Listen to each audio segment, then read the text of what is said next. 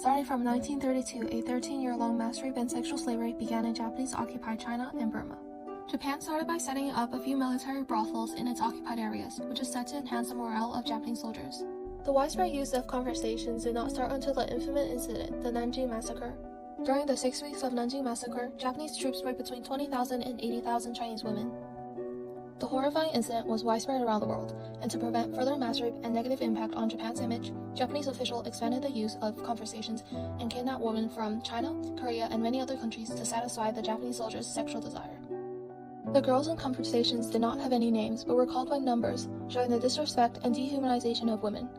Furthermore, rape did not only happen in conversations. Many comfort women are kept in strongholds, work during the day, and are raped during the night. But since there were women everywhere in the occupied areas, Japanese soldiers did not treat them like human. Sexual acts are performed by multiple people and in very unsanitary places, which later causes the women to have infections and diseases. And some of the pregnant women were killed, and some were taken away, their whereabouts unknown. Others committed suicide, and some who rebelled were killed. But there were always new women to replace them.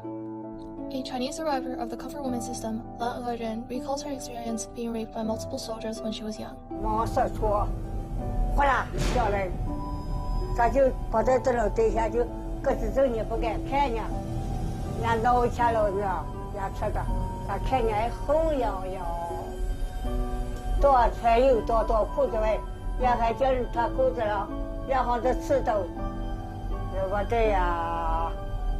这个走路到了呀，腰还不小时，我这里身上了，血都是臭，咱都是干臭上，你到穿这那天都穿这个件单裤的，这个错呀，实话手也手不出来，嘿嘿，把到那下过来就有了。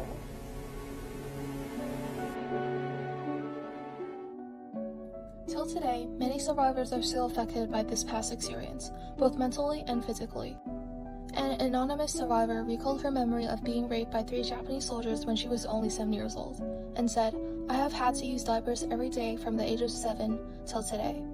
This shows that the mass rape and sexual slavery has not only affected the women during the war, but has many lasting impacts remaining till today.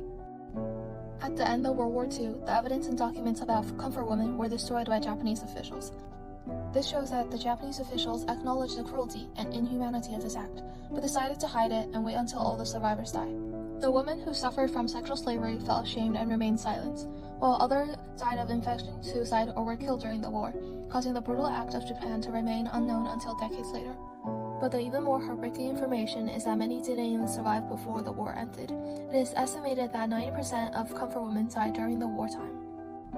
But with the help of many individuals, many pieces of evidence were found in Japan, and the brutal acts were revealed, and many survivors decided to talk about their experience.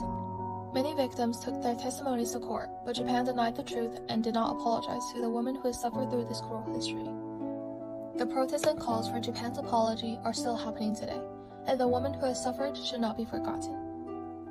As the memorial hall of the victims of the Nanjing Massacre by Japanese invaders reminds people, if you do not acknowledge the past, you're doomed to repeat it again.